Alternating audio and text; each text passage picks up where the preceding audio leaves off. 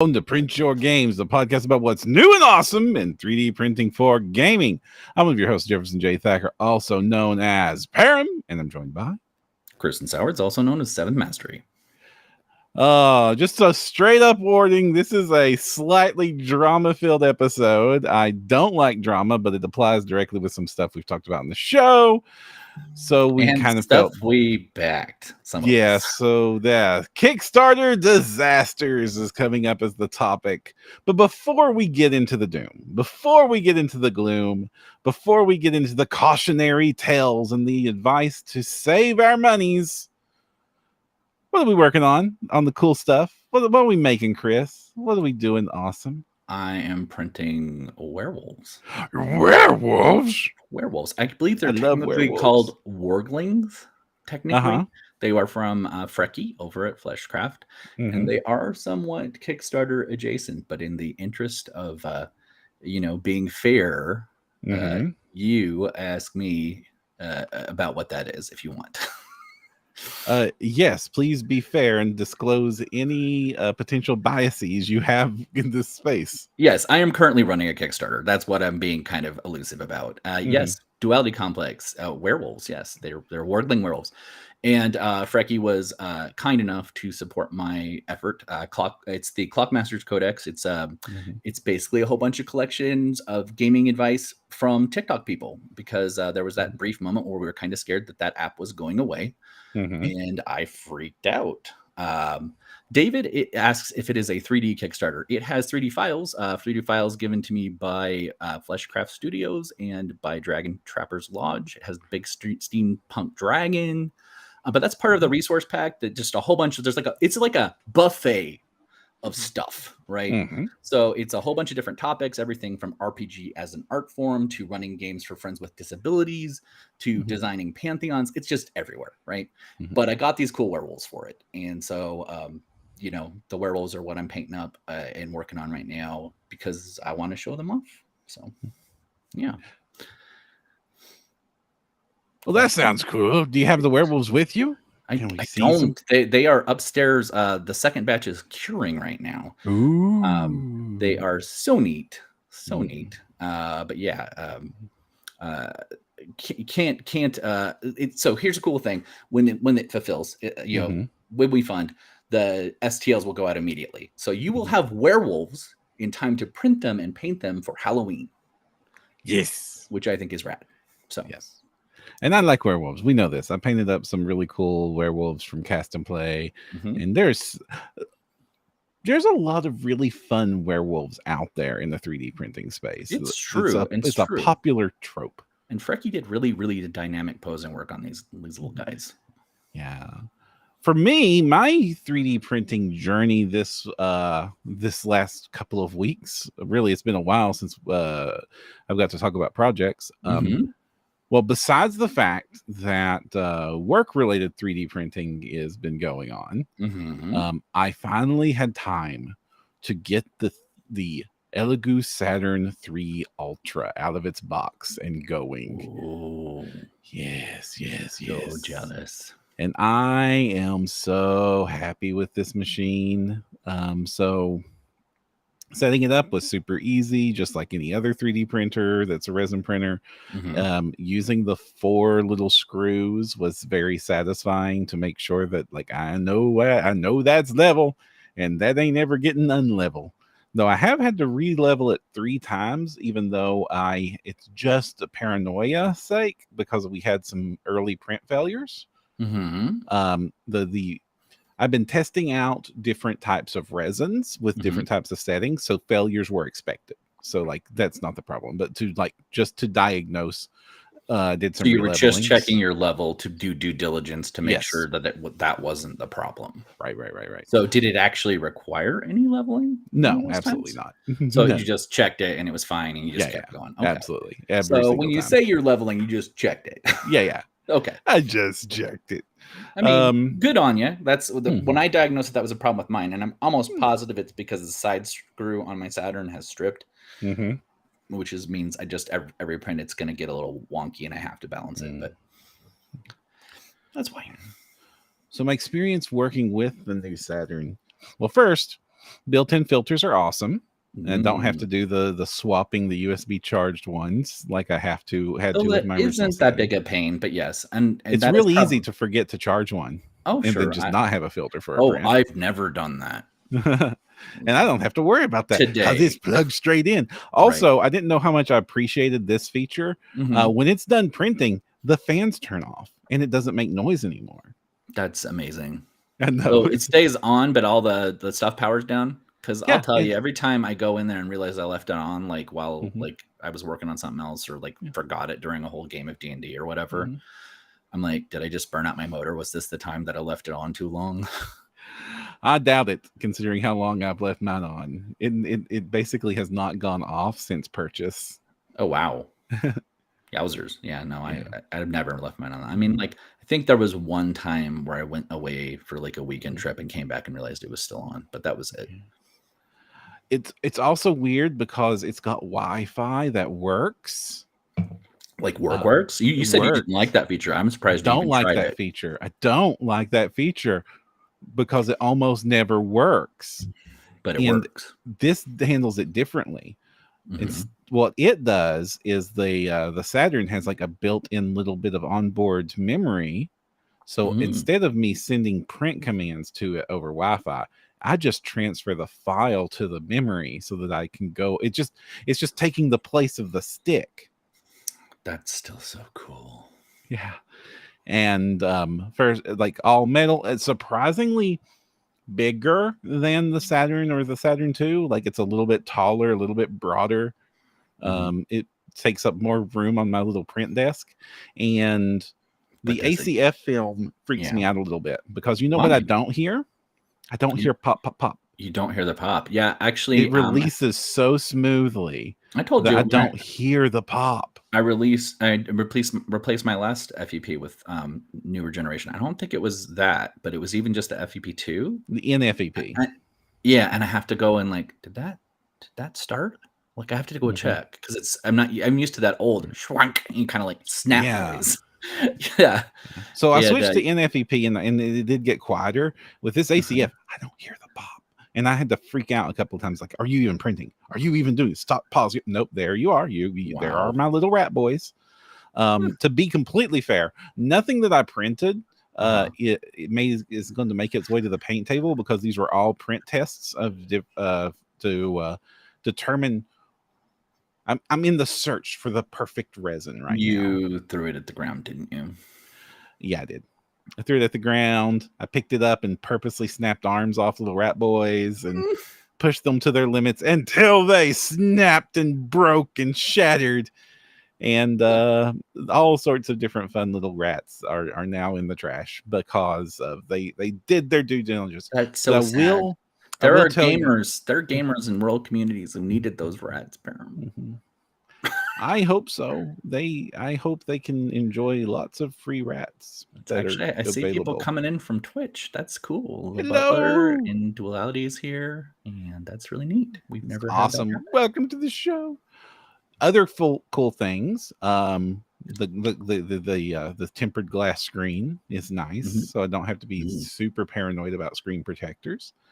But does it still have one? Or just don't care? I don't have one on it right now because I need one sized for it. So there's one on order and it will be put on it when it comes in. I would have done that in advance, but I technically don't need one on this printer. So I'm being a little bit cavalier. Okay, I have to point out Stream Daddy Gaming just popped in, and that has been an effort to see me on Twitch for like months. And yes, he said, "OMG, he's here." Yes, this is it's true. It really happened. There you go, buddy. Sorry. The fun part is it's printing in half the time that my Saturn 1 printed. Wow. Using just the normal settings. I don't even have this thing vrooming right now. I dread to see what happens when I put it over to vroom settings or to even like throw it onto like there are some like hyper speed Saturn 3 Ultra settings you can go to that like is even faster than that like prints a whole freaking miniature in an hour. But what would have been a 6-hour print of a rat boy holding a flag in the air, so you know how long those freaking like the like standard bearers. the giant freaking standard bearer rat boy. It was like it's a 6-hour print normally on room settings on a Saturn. 3 hours 20 minutes. Wow. On just slow mosey on the Saturn 3 Ultra. How fast do you think you'll be on Zoom? I think I can cut another hour off that easy. And if I don't know that I want to go to complete ridiculous mode at like 25 millimeters an hour. Huh. I mean, that I would still try it because, me. Like, how many times I've had to bust out a whole tray, like, I don't know, of Teletubbies. Did I tell you that? I printed off the Teletubbies and I used them. The creepy ones from DTL? Yes, the DTL Teletubbies. Oh, no. I totally didn't even mention this to you. Yeah. My player Jude, who is awesome, was like, he saw I did a TikTok showing the files off. And I was like, oh my gosh, these exist. They're for free. You can get them on things. You can just go grab them. And so he's like, you have to use it. You have to use this. And I'm like, okay. So I set up a very unlikely scenario to get them into the nightmare dimension. And then I had the Teletubbies show up and attack them. But first off, those things are amazing, but they're also like really big. They're like kaiju size. They're like huge or actually gargantuan. If you're talking minis. But I downsized mine to large because they're so big. But they felt better at large for me, and they were still, the detail was so good on the gargantuan version that they looked great at large size. So like fantastic stuff. But yeah, so I had those too. I didn't even mention that in my projects. Jeez. But yeah, I printed them and painted them in less than 8 hours. I love this hobby that's possible. Right? I haven't even told you the best part about this printer yet, my dude. Okay, go. What is it? The 12K. I've never seen rats this glorious before. I thought they looked really good. Do you have one of them that you didn't demolish, like some sort of horrible kaiju monster yourself? No. They're all destroyed. You destroyed every single citizen of Ratopolis. I was thorough with my testing. We will try you for crimes against ratmanity.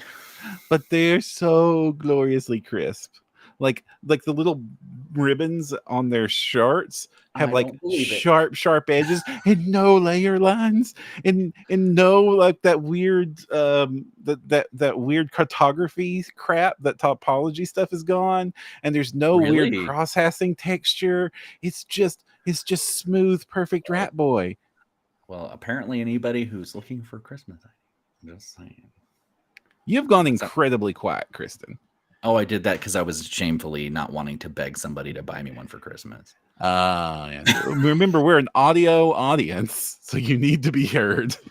Well, that was deliberately shamefully quiet. I wanted people to lean in because sometimes you want people to listen. So you talk really quiet. Oh, yeah. So overall, very, very happy with Saturn 3 Ultra.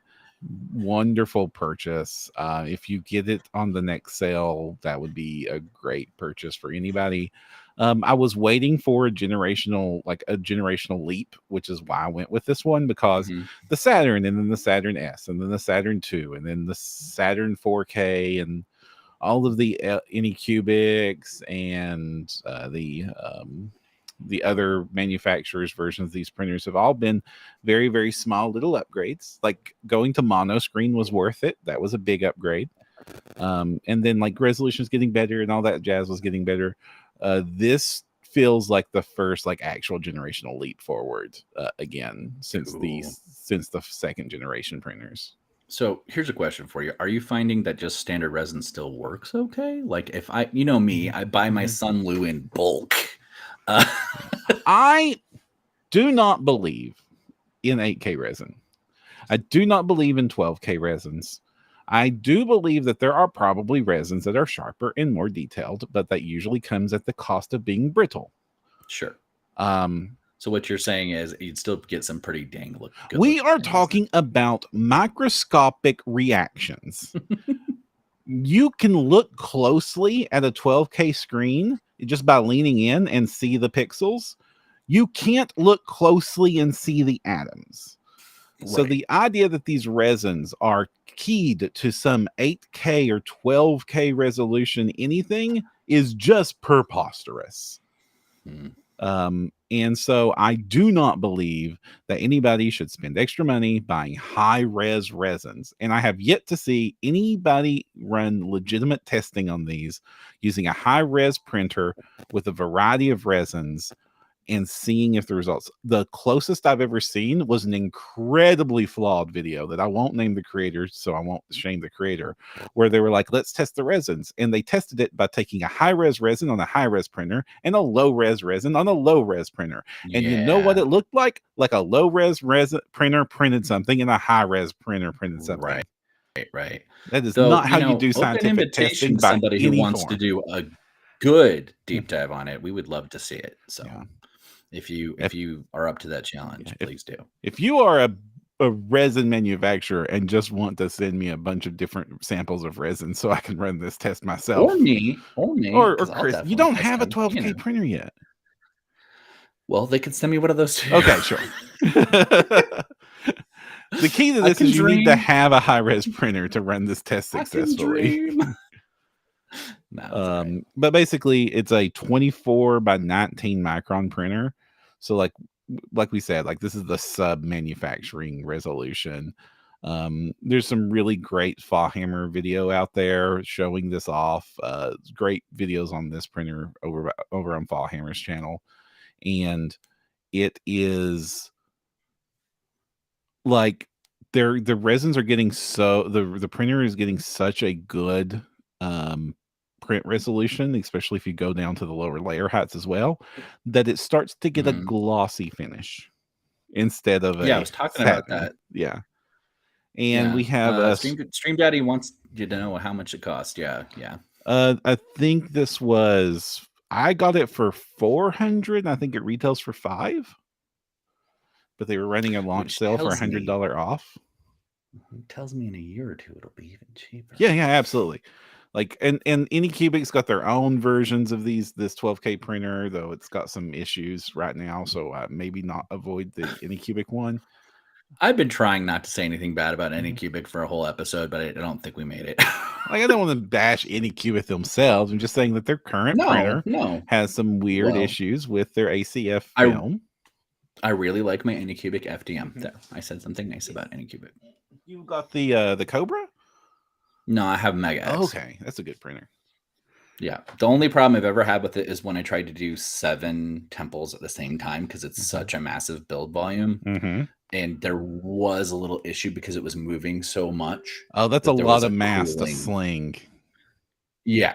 And it's just on a little like end table. So like it caused some issues with that print. And I got 2 of the temples curled and failed. Oh, no. But the other 4 still finished, which despite having 2 failures on the same plate, they were great. With FDM printers, I don't like to stack the build plates because I came from resin first, and you were your mentor, my master, and I learned to Jenga.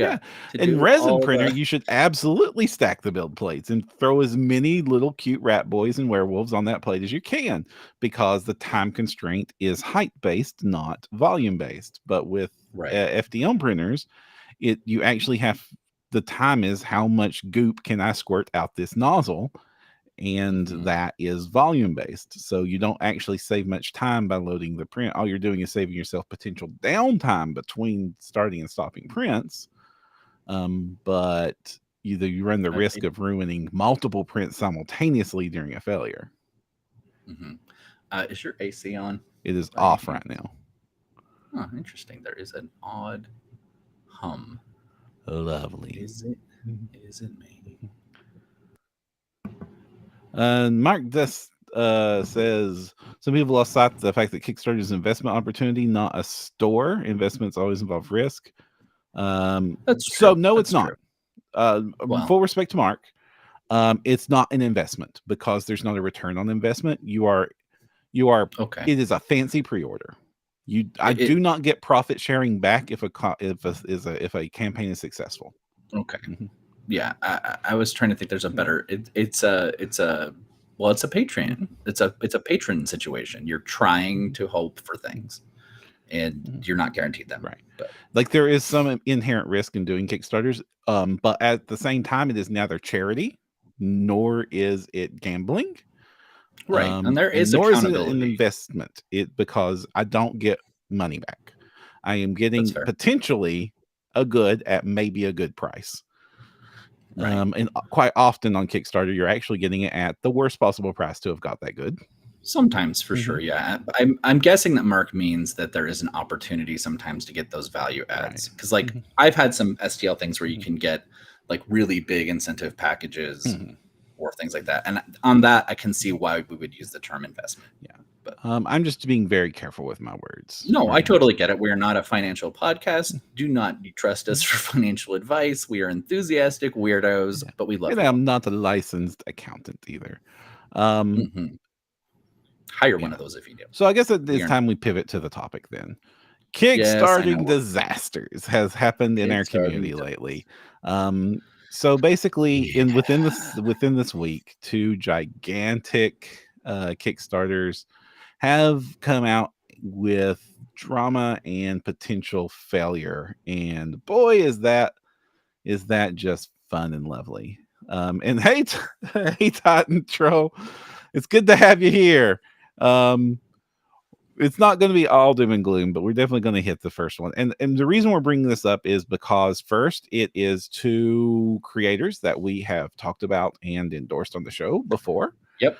Both of them for sure. So first is of course the Broken Anvil situation with their 3 Kickstarters, and Who then I loved, loved, loved, loved. and then there's the which one? What's the name of this new one? Uncharted The Uncharted Lands, Lands I believe. Kickstarter from Danny from Yep. 3D Printed Tabletop is also having some troubles. So let's get into the Danny one first, then, Sure, because this is the sure. easier one to tackle, because it's also the one that most directly uh, applies to our audience, because it is a straight 3D printing first product. But it does have a physical Yeah, component, and that's kind of yeah. the catch here, So right? so For disclosure's sake, I am a backer of this Kickstarter, I am not. and so I have received all this information directly. Hmm. But it seems the principal thing that most of the STLs have been delivered, Hmm. and that there is a question of whether or not we will see the physical book or the PDF Hmm. at all, So the pitch for or any of those stretch so the goals. pitch for this, like many of his previous campaigns, has always been a bunch of models that and an adventure to go with it that uses those models. That has been his past 3 Kickstarters before this one, right? Yeah, Okay. yeah. The other ones were all STL based, Yes, basically. and And this PDF is the first time for that, the adventure. yeah, yeah, yes, Mhm. yes, all digital. Yep. Is what I should say. Mhm. Yeah. And what's different this This time? is a this time is we had a physical book, and having dealt with physical books, they are a whole different beast. Mhm. You have different costs. You have to deal with Mhm. shipping.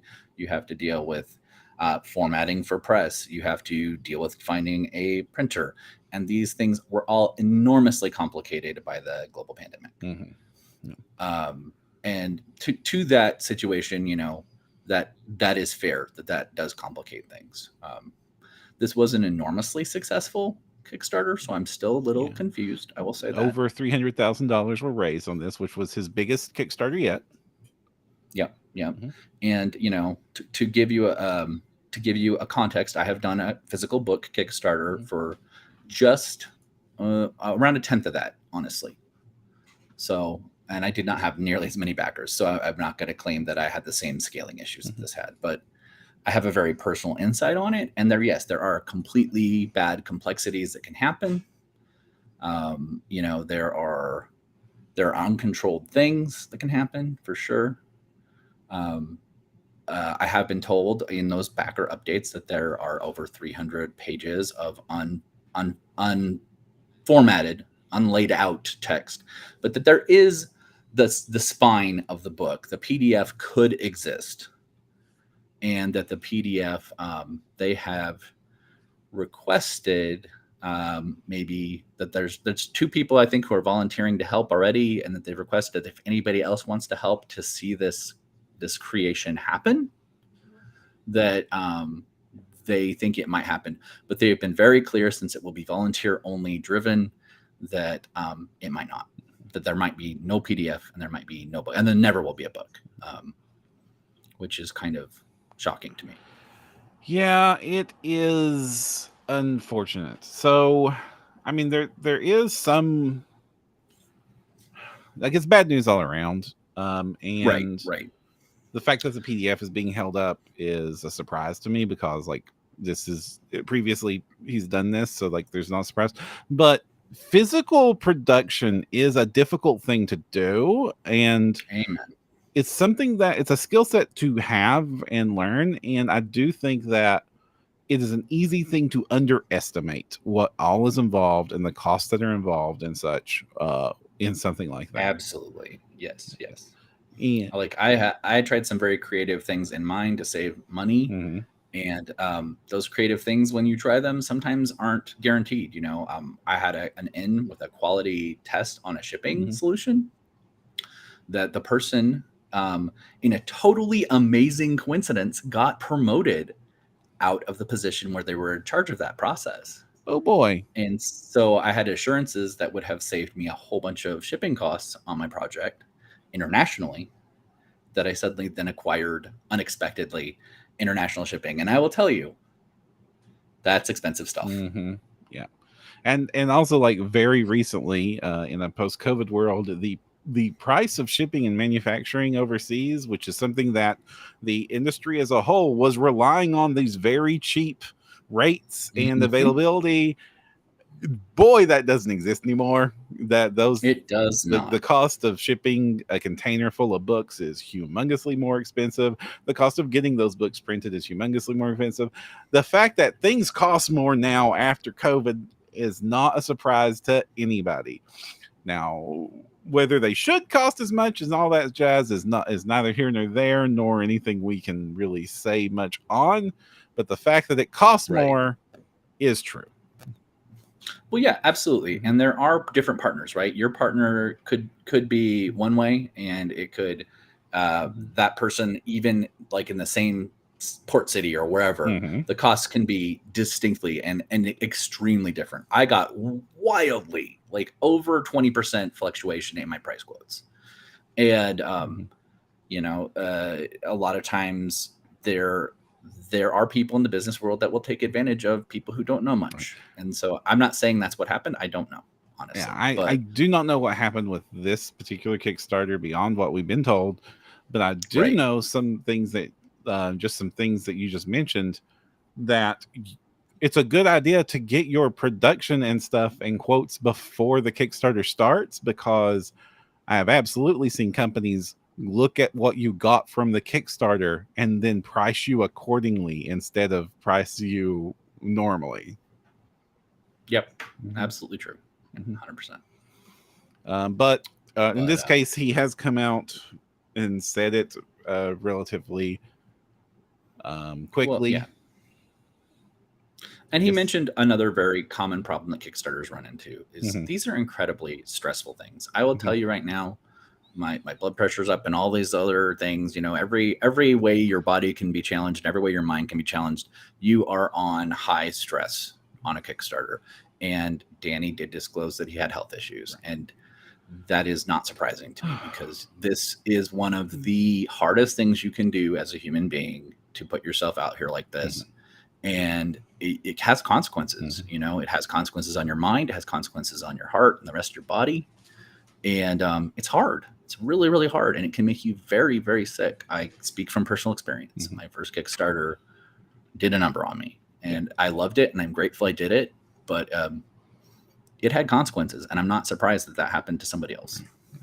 And I'm not here to make any excuses for Danny or the Kickstarter or the bad situation this is. I'm just saying I'm not surprised when I see Kickstarter failures. This is a pretty typical and understandable possible series of events.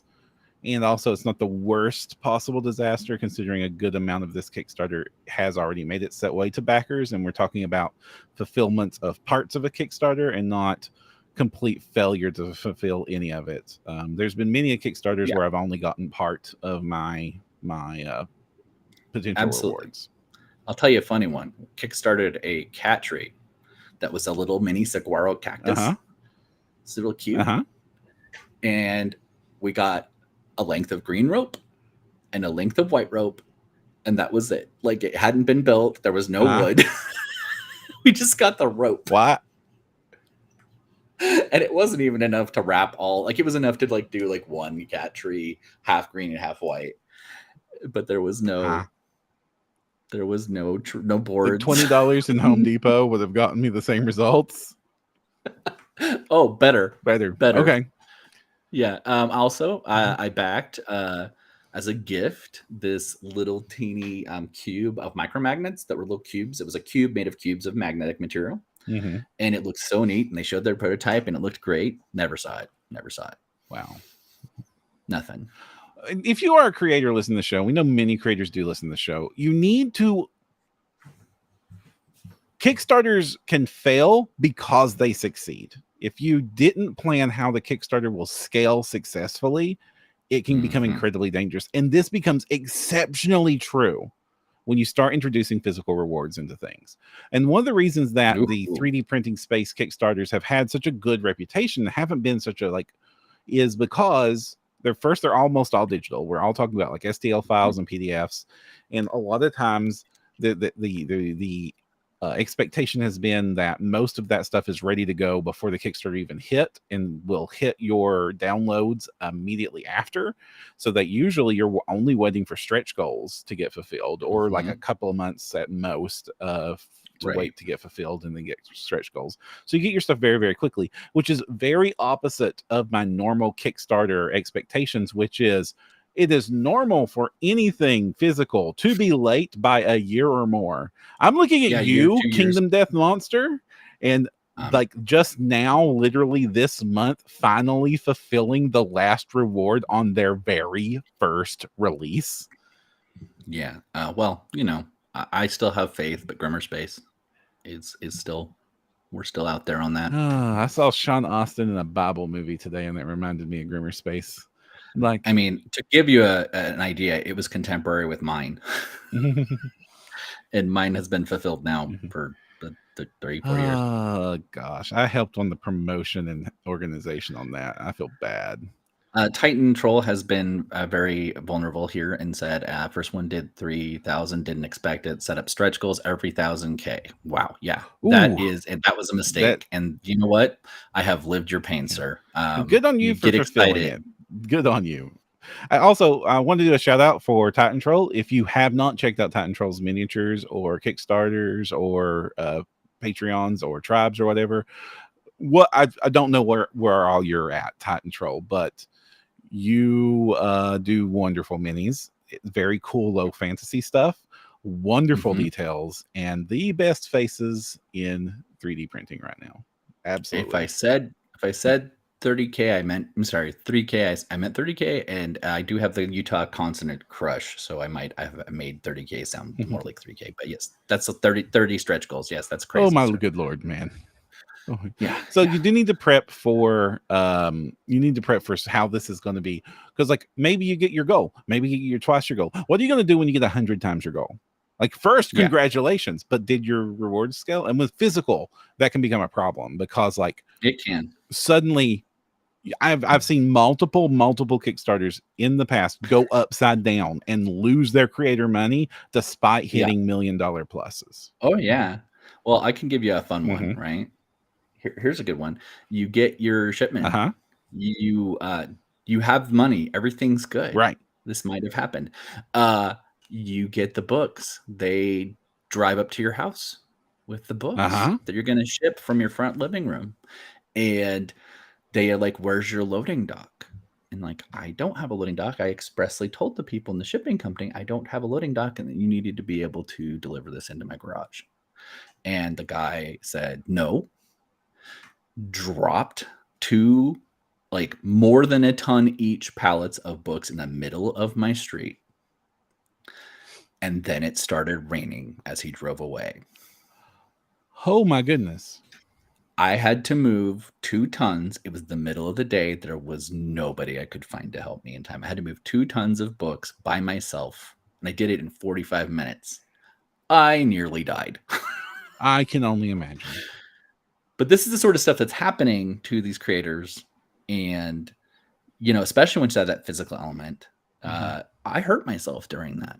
And, you know, that's suddenly, what is the price tag? What is the profit if you're hurting yourself and impacting your health? Right. Yeah. And we go from bad news to worse news. The other major one that has become an issue this week is Broken Anvil. Broken Anvil is a company we've talked about a lot on this show. They used to do 3D printed minis. They did awesome 3D printed Kickstarters. They had a really awesome Broken Anvil monthly line of models that was amazing. We were super happy. We loved Broken Anvil stuff. They were one of my first 3 annual subs. It was Epic, Broken Anvil, and One Page Rules. And eventually they decided to leave the 3D printing space after starting a project called Rivenstone. They were going to make their own skirmish war game. And it sounds like it was going to be great. People that have played the game love the game. People that have looked at the models. I have seen the models of this in myself in person at conventions. Pause. This change in model was very abrupt. Yes, it was very abrupt. And I was very unhappy with the resolution of it. And I'm just going to disclose that fact. Right. The way it was handled, I was not. So just weigh my comments on this from here on out, that I was not happy with how their 3D STL Patreon changed. But they moved on into physical production with Rivenstone. And they did a Kickstarter, Rivenstone Kickstarter, incredibly successful Kickstarter. Let me pull up the numbers on that one. And given their success here, I of course literally went to this Kickstarter page. I even think I talked about it on the show, and then we went and looked for the STL pledge, and there wasn't one. Right, and I was just like, it is they raised $233,000 for Rivenstone. For launching a board game, that's on the low side of things. So yeah, especially a war game. But hey, successful. Blew the butt. I'd be very happy with that if I was a little company. I mean, I would be. And you likely have heard of this game because for a very long time, every painter on YouTube, every podcaster involved in this was talking about Rivenstone. Chris from Broken Anvil even was on Trapped Under Plastic.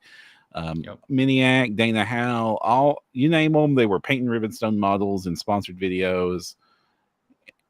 And the models were fantastic. The models look great because Broken Anvil's models have always looked great. And they were one of the very first, like, look how awesome COcast. COcast opens up possibilities that did not exist before. And so they were going to be like one of the big COcast success stories. The industry is changing over thanks to this new manufacturing thing. Then a little bit later, and continuing what we looks at from the outside is just successful trajectory. They launched the Forged Kickstarter, which was, hey, we've got all these old 3D printable models. What if they was available physically for a stupid cheap price? We've seen this model work out before with other Kickstarters, like famously Reaper Bones. Like, for sure. Stupid cheap price for Reaper Bones models. Makes sense. That Kickstarter also funded at $243,000. That's very consistent. And then a little bit later, in September, the last update was September. A little bit later, they decided to do a paint range. This one surprised me. I didn't know that the world was calling out for another one. I kind of said this on the show when this came up. I didn't understand why they were doing the paint range. Sure. We've had a bunch of Kickstarter paint ranges be pretty successful lately. Duncan Rhodes, most famously of all. You had a Duncan Rhodes set, didn't you? I did. Actually, someone gifted me that. They bought it for a Christmas present for me, which was very, very nice. But yeah, I did. Was really alarmed because the shipping from overseas, they were highly pressurized. So these little teeny bottles, if you were not careful, would like squirt out about a third of their content the Oh second you no! open them. Oh no! So It's at least better than what's happening with the Speed Paint 2.0s, where the little bead in the Speed 2.0s is just the perfect size that if you turn it completely vertical, will clog up the tip. And then if you do the bad, which anybody who's ever been taught painting by anybody else has you probably been taught, well, if your bottle is clogged, don't squeeze harder. You have to get the clog out, or else you're about right, to have a paint explosion. which I have done on a live stream before. So with the Speed Paint 2.0s, let me grab one here. The little bottle, the little bead is actually, if you hold it completely vertical, it will clog the hole and keep you from being able to squeeze. And if you keep squeezing, it will explode. So you have to, the solution is to just tilt it at any angle besides straight vertical, and it will work perfectly fine. And if it does clog, don't squeeze harder. Just shake it once and don't do it completely vertical. Warning. Or use your little skull-tipped pin and just pop it back down. Well, yeah, but like they're so liquid, it's not an actual clog. It's just the bead in the way. And if you just tilt it this way, the bead's out of the way. It's literally a loose bead. Oh, well, then that's not a problem. I mean, to me, it's just a weird, unfortunate coincidence that has happened to many people that I've seen oopsie it the first time. And you learn your lesson real quick when you oopsie it the first time.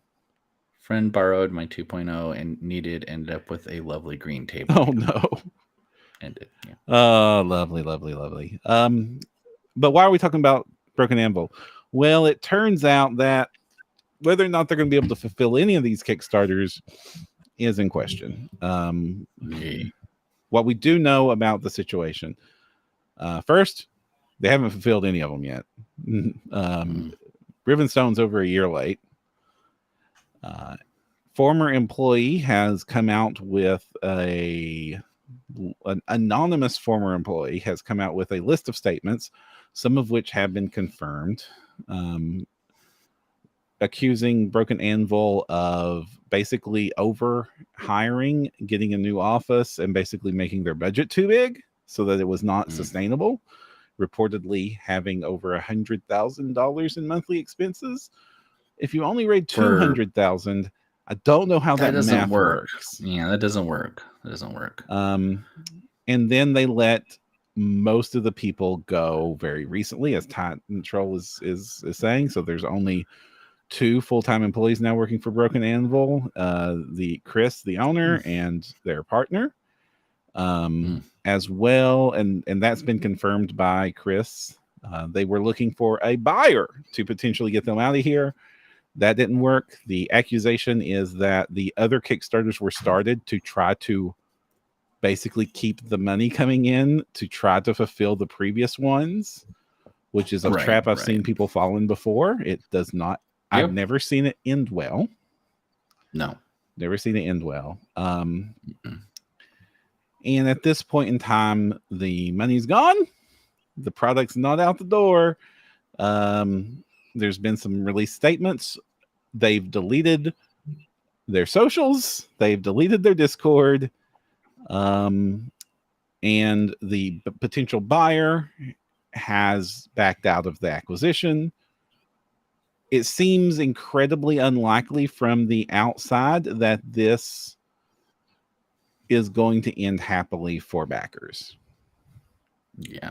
I don't see anything. Their Discourse Miniatures has a really good breakdown video going over it, and the King of Average has done a deep dive video on the topic that goes through all the research, all the official statements, all the unofficial statements, and all the updates. But at the end of the situation, it seems that the money's gone. They overspent.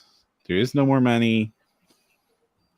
If I was a backer of any of these Kickstarters, I would look into what my options were to salvage what I can Some of these are recent enough that maybe you can do charge blocks on your credit cards.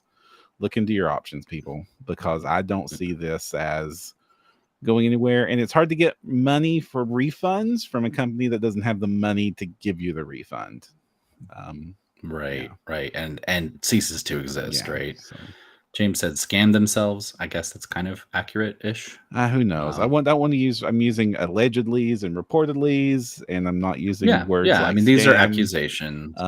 Because of doing journalistic responsibility here. Yeah, absolutely. But again, this is one of the situations where not talking about what may have happened specifically with this Kickstarter, because we do not know the specifics. We only have the public statements that have said as what we've basically said.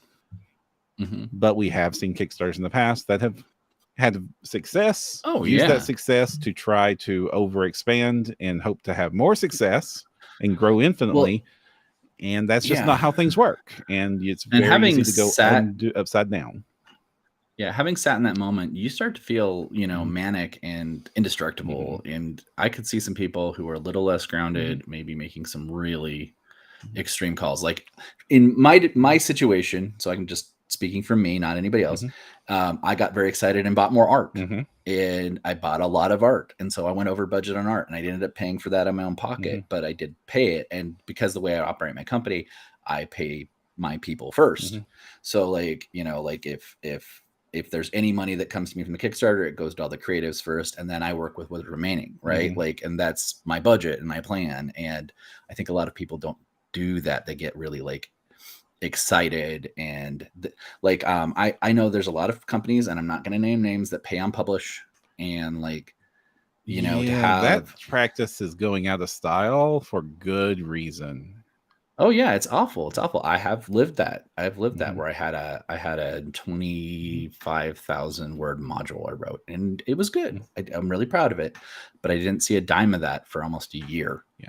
This is why I refuse pay on published contracts, and most artists should. If you're an artist in any capacity, my advice is half up front, then rest on delivery. And that is industry standard in every other freaking industry but the game industry. It's true. And I actually do working funds as soon as the Kickstarters fund. I do give 50% to my writers and artists, as long as I have an outline or a concept sketch. And then they do the work, and that's how it goes.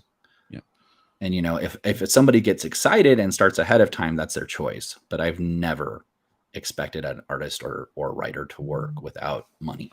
Oh, well, we have Titan Troll has a personal anecdote on this one. I worked on the model for the Slate Aspire board game. Well, first, awesome work. Those models were wonderful. I got excited. It was 2 years till I got paid. I was owed $5,000. Oh my God. Ouch.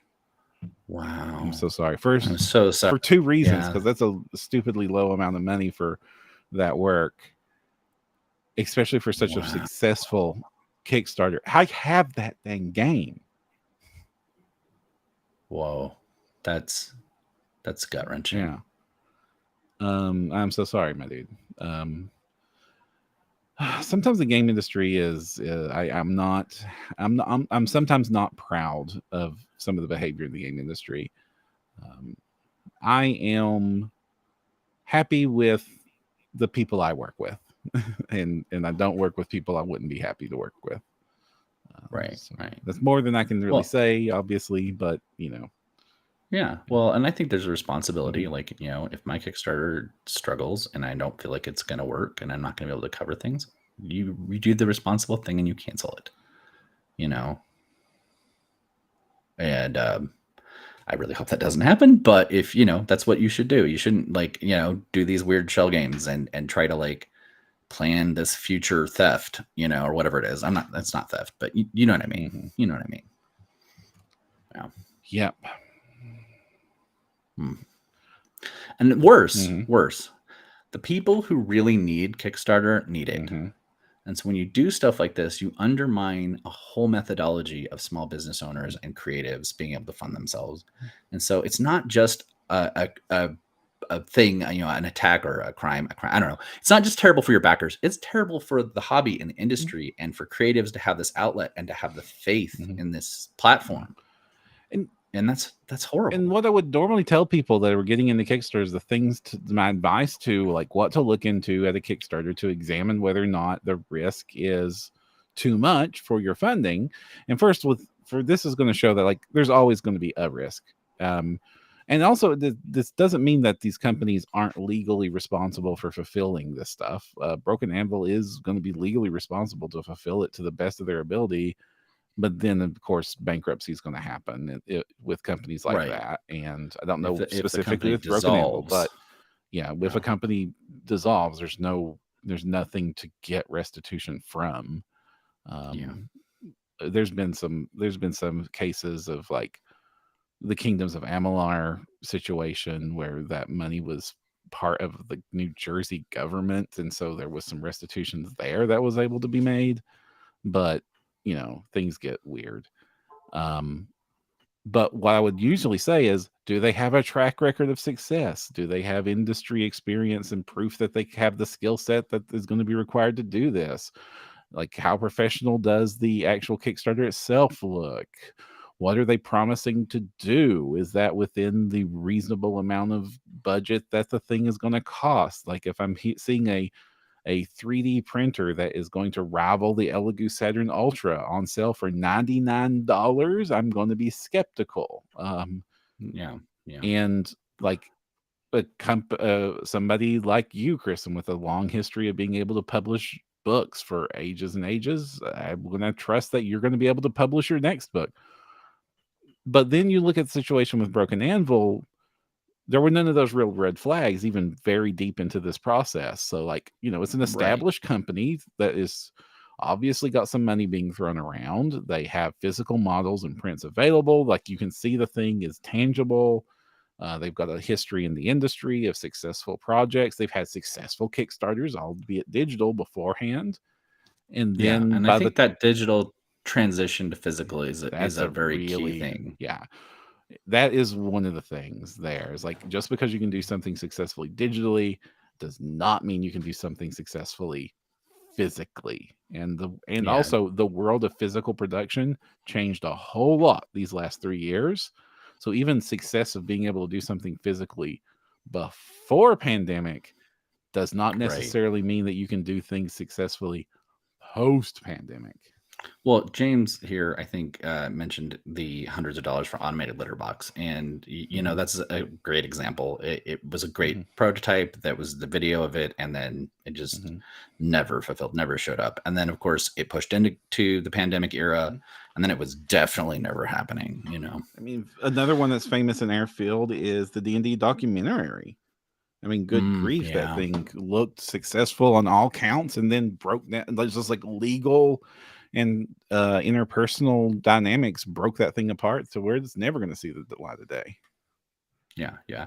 I would say this, if you see a Kickstarter that has nothing in their risks section, that's a big red flag. If they don't have at least like a boilerplate, publishing is hard. Sometimes weird stuff happens. That is probably somebody who is overconfident about what their situation is going to look like. Because publishing is hard and stuff happens. Yeah. And like, there's some expectations, like there's work up front to proof of stake that needs to be involved here. It's like, do you have, if you're 3D printing stuff, do you have good looking renders of the core offering? I understand if the stretch goals don't have anything more than sketches. Sure. But hey, if it's a book, like how much of the actual text itself has been written? Like, I understand layout and art need to be done, but that's part of what you're getting funding for, is to buy that art. For RPGs, that is almost all of it, right? Is like buying the art and then funding the physical production. Like, the words themselves are often done before the Kickstarter even happened, right? Yeah, at least in part. I would say I've never seen a successful project that didn't have an outline and a substantial amount of text down. But the pipe dream kind of just, we're going to do this thing, and if they don't have anything there, you're going to have a bad time. Right. And then Time Control brings in a very important point. Risks. I might die. Like, this happens. Misfortune to creator has absolutely happened Yeah. many times. Like a friend, a dear friend, Owen Casey Stevens, has had a few projects derailed because of personal misfortune, Hmm. and that happens. Actually, a mutual dear friend with Owen, Mhm. Stephen Russell, Oh did yeah, tragically during oh the yeah, Dragons Kickstarter. yeah.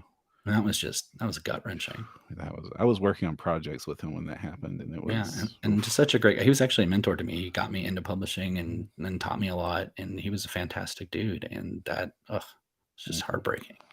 Yeah. So things do happen. There is risk. There's no way to avoid risk, and just be careful. Never put into a Kickstarter any money you can't afford to lose. Yeah, yeah. So bummer notice. Tell me about this Kickstarter that we don't need to be freaked out about, Kristen. Yeah, well, I mean, for proof of concept, everybody who's involved in it has established TikTok accounts, and so you can go see the fact that they What, have what is it, Kristen? Oh, sorry. Yes, it's called the Clockmasters Codex Hmm. because if you're not familiar with it, TikTok is often called the Clock app. Hmm. And so I thought it was kind of cute because it was game masters and dungeon masters. And I've always had a hard time like reconciling it. My handle here, seventh mastery, is specifically referring to infinite. From some numerologies systems refer to seven as being infinite. So basically, I was trying to create something that encompassed all the types of dungeon master, game master. Well, all the types of dungeon masters and game masters on TikTok are all clock masters. And so I was like, okay, we'll call it the Clockmasters Codex, and that's everybody that's on that app. And there are a lot. I had no idea when I first started using it. There are so many amazing content creators, and honestly, more than I could put in 10 books, right? Right. Hmm. You know, so I've got 20 of them plus a little bit, actually, like 20, I don't know. It's about 2 dozen people, especially when you throw in the editing stuff. The people that are working on that, and we have just like a cornucopia of random topics. If you're familiar with basics of the game, doing TTRPGs as art, which I think is a fascinating subject. We've got stuff about, everything from like session zeros to tips on how to role play better, how to integrate terrain. Ryan Imel, I don't know if you've seen his stuff. He's an amazing terrain creator. And gosh, the way he phrased his article title is make something ridiculous you don't need. I think what it's called. And I think that is so cool. Like makes, yeah. And like, how neat, right? There's also stuff geared towards first time people, how to start blue haired DM, awesome dude over in England, is doing how to start dungeon mastering with almost no money. Hmm. We have Caro, the RPG mom, doing how to use modules straight out. Caro is like a career trainer and has no time to homebrew. And so she just runs her modules straight off the book and tries to make them as cool as possible. And so it's tips on how to do that. And it's just all the stuff. Hannah is doing this stuff about creating your own planar cosmologies and pantheons. Hmm. I am finally introducing my player priorities worksheets and stuff that I've been threatening for a long time, which is a whole thing. We could do a whole episode about how much I could geek out about that. But yeah, it's just to kind of like totally up level dungeon masters and game masters as much as possible. Hmm. And also has custom music by Eyes on the Moon Studios, the 3 tracks that are going to be available only to people who back at the resource pack level. And then we do have some stretch goals set up for that to get some more music and to get longer tracks. Hmm. So it's super custom music. That's going to be neat. And then with Dragon Trappers and Fleshcraft have thrown in some incredible minis. There is the big Steamwork Train Dragon, Steampunk Train Dragon. There is Iron Golems. So that's kind of for the Clockwork Clockmasters aspect. And then since the campaign is going to fund right before Halloween, we have those werewolves I talked about at the very beginning. Right. So, yeah. And the Kickstarter's live now. mm-hmm. Lots of really fun backers. You've got that digital tier add-on that gives the cool minis. And you've since we're on the topic, you've set up your Kickstarter in a way to avoid many of the common pitfalls we just talked about. Yes. I actually am partnering probably with DriveThruRPG. That's my primary idea. If it like blew up, there's another option. But DriveThruRPG has a partnership with some good scalable print on demand services, and you get like a coupon basically that pays for the book, and all you pay is for the shipping off of drive-thru. And it's a very tried and true thing. I can name dozens of Kickstarters that have used it, and it is very scale proof, which is amazing. Yeah, like the potential profit goes down on a Kickstarter like that because of how the print on demand works, but at the same time, the risk goes way down. Yes, absolutely, absolutely. I mean, this is not a project to make me rich. This is a project to get a whole bunch of creatives into a different space and to connect to communities. Because the thing, like, I do work in games. I talk to people all the time at very big game companies, and every time I'd be like, "Hey, there's this cool thing on TikTok," they were like, "What?" And it's because there's just so much stuff that like people aren't even seeing. And then the same thing, like there's these people that are creating just tons of content, like people who put out more content for our favorite games than employees who work for them. And it's insane that they're not actually being acknowledged as part of the community by a whole bunch of the community, but they're like part of that active system. And I think it needs to be connected better. So that's why I'm doing the project. I hope it works. We'll have links to the project in the show notes. Do encourage you to check it out and see if you would like to back it. I would like to see a nice little happy ending Kickstarter success story that we can come back to after this to kind of wet the palate. And to be fair, most 3D printing Kickstarters in our industry have been very nice. Like, especially since they're all digital. It's like, how many Lovecraft Kickstarters have we shouted out to? How many other wonderful like Frontiers over there on Tribes? Rocket Pig's doing one right now. It's $1, and it's an incredible mini, by the way. Yeah, you should check it out. Good Lord, the cast and play fun stuff, the Lost Sword, Dark Elves, like so many really good things. So like, I'm not saying don't do Kickstarter. I'm just saying be a little bit I'm certainly not saying that, please. Yeah. We just I want to talk about happier things next week, y'all. Amen. So until next time, if you want to find more of what we're doing, you can find us over at printyourgames.com. We're also on all the socials. And until next time, I'm Jefferson J. Thacker, also known as Param. I'm Kristen Sowards, also known as Seventh Mastery. And don't forget to use your screen protector until you have tempered glass and don't need one. I'm still going to get one. Don't worry. I don't want to clean that tempered glass and scratch it. Fair enough. All right. Bye, y'all.